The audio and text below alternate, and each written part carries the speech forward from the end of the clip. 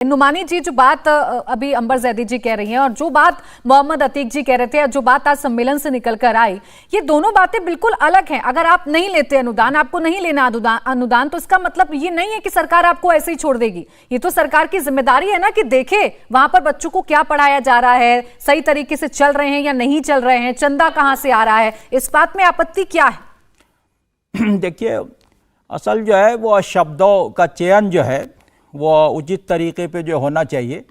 और मैं समझता हूँ कि दोनों बात में अगर जो है आप सही तरीके से देखें तो बहुत ज़्यादा जी विरोधाभास नहीं है। ये सिर्फ जो है समझ का खेल है। कोई भी जो है वो देश है या राज्य है, वो किसी न किसी कानून से, संविधान से जो है वो चलता है। वो तो कोई आदमी जो है वो उससे हटके जो है वो आज़ाद तरीके पे यहाँ न रह सकता है, न जो न कोई कारोबार कर सकता है, न जो किसी संस्था का संचालन कर सकता है।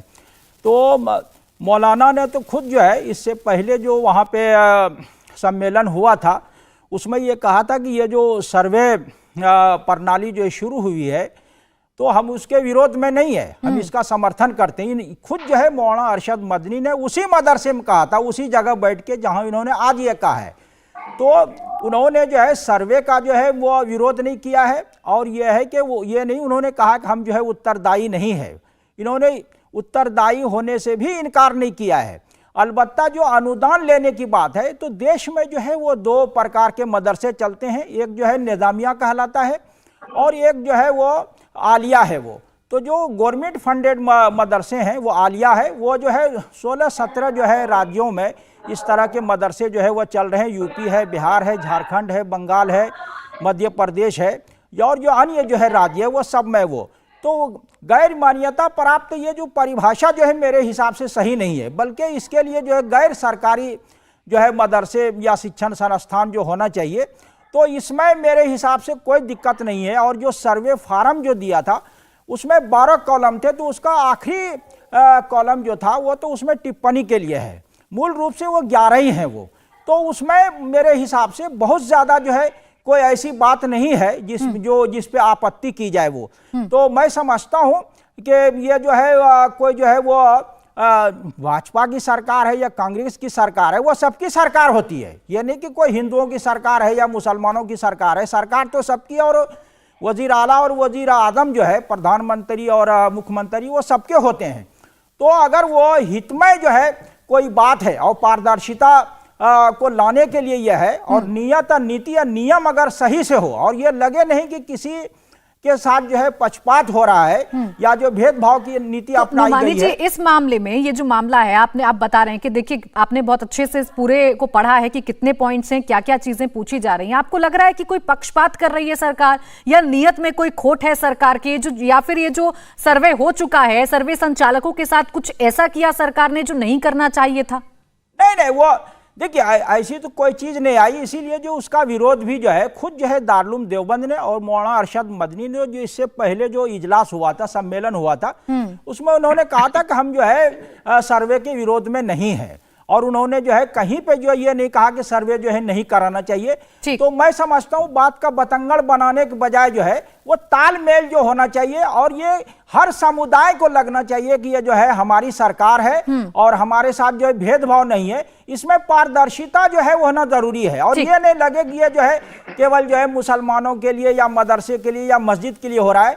अगर जो है ये नहीं होता, बल्कि ये लगता कि ये सबके लिए है, जैसे कि जो है केंद्र सरकार का और जो है राज्य सरकारों का भी जो है नारा है, सबका साथ, सबका विकास और सबका विश्वास, तो ये जो है ना वो व्यवहारिक रूप में ये जो है सबको नजर आना चाहिए। ठीक, राकेश त्रिपाठी जी से इसका जवाब ले लेते हैं। लेकिन नुमानी जी, जो प्राइवेट स्कूल हैं, जो सरकारी स्कूल हैं या जितने भी शिक्षण संस्थान हैं, उन पे सरकार की नजर होती है और सरकार देखरेख करती है। सरकार को नजर रखना चाहिए, सरकार होती है जो, तो इसमें कोई पक्षपात जैसी चीज नहीं है। राकेश त्रिपाठी जी, एक तो पक्षपात, बार बार आप पर यही आरोप लग रहा है कि आप विशेष वर्ग को ही टारगेट करते हैं। मोहम्मद अतीक जी ये कह रहे हैं कि आपने सर्वे तो कर लिया, लेकिन आपने ऐसी कोई रूपरेखा नहीं बताई जिसमें यह पता चले कि जो गैर मान्यता प्राप्त, जो अनरजिस्टर्ड मदरसे हैं, उन पर आप क्या करेंगे, उनके लिए उनको कैसे ठीक करेंगे, कैसे दुरुस्त करेंगे, आगे क्या कदम होगा सरकार का?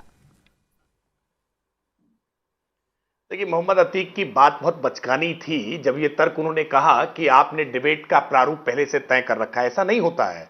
मोहम्मद अतीक बहुत अच्छी बात अगर इस डिबेट में कहेंगे तो मैं जानता हूं प्राची जी आप उनको सर्वाधिक समय देंगी। ऐसा नहीं होता है, जिस प्रकार के तथ्य निकल करके आते हैं उस प्रकार से प्रारूप आगे बदलाव होता है, उसको बढ़ाया जाता है। जिन बिंदुओं पर जानकारी मांगी गई है उन जानकारियों के आधार पर जो तथ्य निकल करके आएंगे उनके आधार पर एक समेकित नीति बनाई जाएगी ताकि मदरसों का कैसे और ज्यादा से ज्यादा बेहतरी हो सके, ज्यादा से ज्यादा जो उसमें मदरसे में पढ़ने वाले विद्यार्थी हैं उनका हित हो सके, जो पढ़ाने वाले वहां मौलवी हैं उनका हित हो सके, पूरी कौम का कैसे हित हो सके, इस संदर्भ में निश्चित तौर पर कुछ नए प्रयास किए जाएंगे। उत्तर प्रदेश में योगी आदित्यनाथ जी की सरकार बनने के बाद से मदरसों के आधुनिकीकरण के लिए जो प्रयास किए गए, 16,513 मदरसे उत्तर प्रदेश में ऐसे हैं जो मान्यता प्राप्त हैं, जिसमें 558 मदरसे ऐसे हैं जो सरकारी रूप से अनुदानित हैं और आज 7,442 मदरसे ऐसे हैं जिन्होंने आधुनिकीकरण को स्वीकार किया है, जिसमें एनसीईआरटी की पुस्तकें पढ़ाई जा रही है, जिसमें दीनी तालीम भी दी जा रही है और साथ साथ में गणित विज्ञान और कंप्यूटर की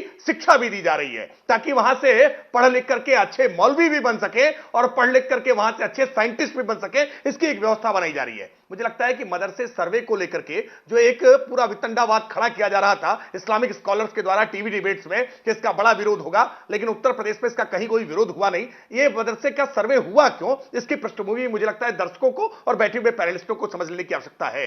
राष्ट्रीय बाल अधिकार संरक्षण आयोग ने इस संदर्भ में एक निर्देश किया था कि लखनऊ में एक मदरसे में एक बच्चे के साथ बड़ी अमानवीय हरकत हो रही थी। इस बात को लेकर के उन्होंने अपनी आपत्ति जाहिर करते हुए यह अपेक्षा की थी कि क्या मदरसों में किसी प्रकार की अमानवीय हरकतें हो रही हैं, इसको लुक आफ्टर करने के लिए कोई बॉडी है क्या बेसिक जो आवश्यकताएं हैं मदरसे उसको फुलफिल कर रहे हैं या नहीं कर रहे हैं, इसको लेकर के एक सर्वे किया जाना चाहिए। और राष्ट्रीय बाल अधिकार संरक्षण आयोग के इस आग्रह के बाद उत्तर प्रदेश में मदरसा शिक्षा बोर्ड ने एक सर्वे करने का निर्णय किया। सर्वे को लेकर के किसी को कोई आपत्ति नहीं, सबने सहयोग किया है, सर्वे कंप्लीट हो गया है। बहुत जल्दी सर्वे की रिपोर्ट शासन के सामने रखी जाएगी और शासन उसके आधार पर एक समेकित नीति बना करके कि सबको कैसे आगे बढ़ा के लेकर के चला जा सके, बेहतरी की जा सके, केवल इसका प्रयास है। मुझे लगता है इससे किसी को आपत्ति नहीं होनी चाहिए, कोई संशय खड़ा नहीं होना चाहिए। इंडिया टीवी हर वक्त हर जगह डाउनलोड करने के लिए सर्च करें India TV news Google play store या ऐप स्टोर पर।